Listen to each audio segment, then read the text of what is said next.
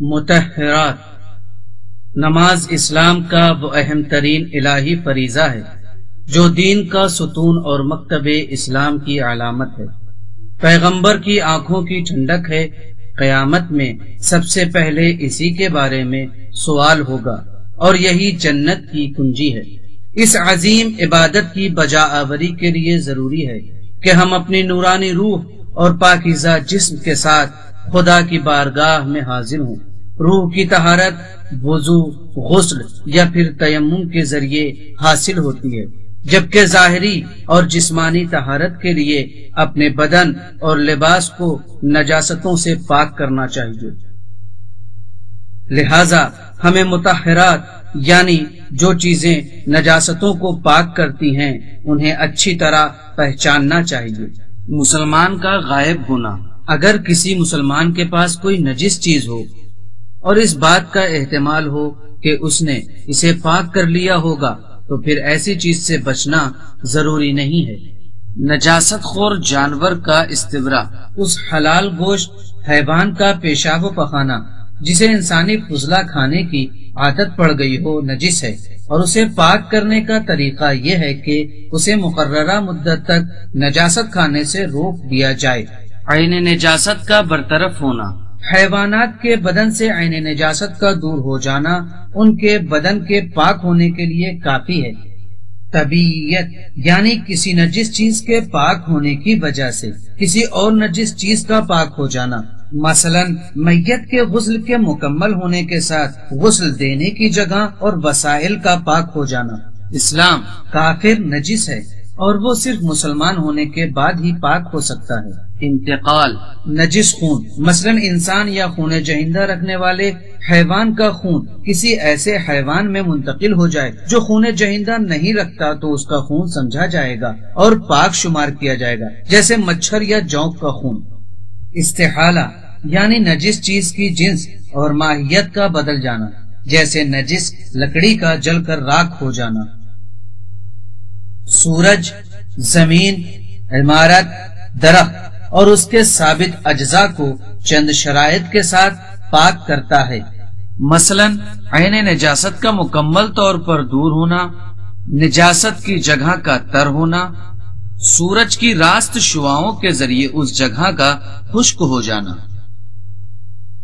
اگر تلوا یا جوتے کا تلہ راستہ چلنے میں نجس ہو گیا ہو تو عین نجاست کے زائل ہونے کے بعد پاک اور خشک زمین پر 15 قدم چلنے سے پاک ہو جاتا ہے۔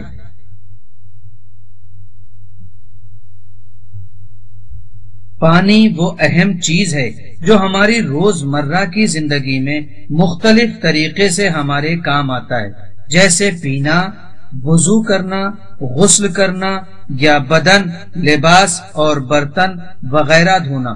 لہذا اس کی قسموں اور احکام کو باقاعدہ جاننا ضروری ہے۔ پانی یا مطلق ہے یا مضاف۔ مضاف پانی اس پانی کو کہا جاتا ہے جو خالص نہ ہو، جیسے گلاب کا پانی یا جوس وغیرہ جو کسی پھل وغیرہ سے حاصل کیا جاتا ہے، یا اس میں شربت کی طرح کسی اور چیز کو اس طرح ملا دیا جائے کہ اسے خالص پانی نہ کہا جا سکے۔ اس بنا پر نمکیات کی معمولی مقدار کا پانی میں شامل ہو جانا اسے مضاف نہیں کرتا ہے۔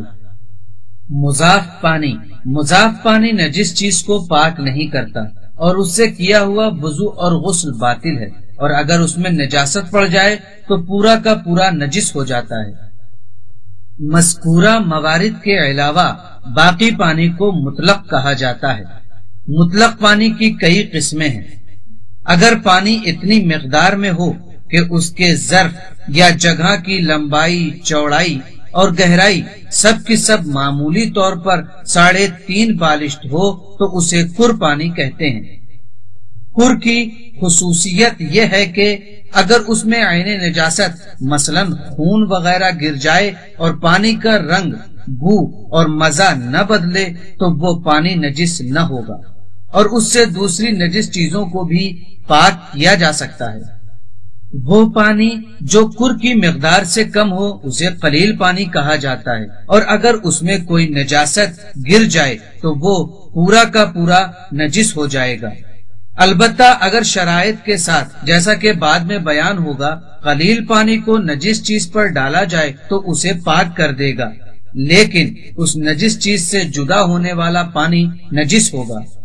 وہ پانی جو زمین سے ابلتا ہے اور جاری ہوتا ہے جاری پانی کہلاتا ہے، اور اس کا وہی حکم ہے جو کر پانی کا ہوتا ہے۔ کنویں کے پانی کا بھی یہی حکم ہے، یعنی اگر اس میں نجاست گر جائے تو نجاست کے گرنے سے اس کا رنگ، بو یا مزہ نہ بدلے تو کنویں کا پانی پاک ہے۔ مطلق پانی کی ایک اور قسم بارش کا پانی ہے۔ اگر نجس چیز میں عین نجاست نہیں ہے اور بارش میں رکھ دی جائے تو جہاں تک بارش کا پانی پہنچے گا اسے پاک کر دے گا۔ اسی طرح بارش ہوتے ہوئے پرنالے سے بہتے ہوئے پانی یا زمین پر جمع پانی جو اطراف میں بہ رہا ہو جاری پانی کا حکم رکھتا ہے کہ وہ نجس چیزوں کو پاک کر دیتا ہے، لیکن اس شرط کے ساتھ کہ عین نجاست کے ذرات باقی نہ رہ گئے ہوں۔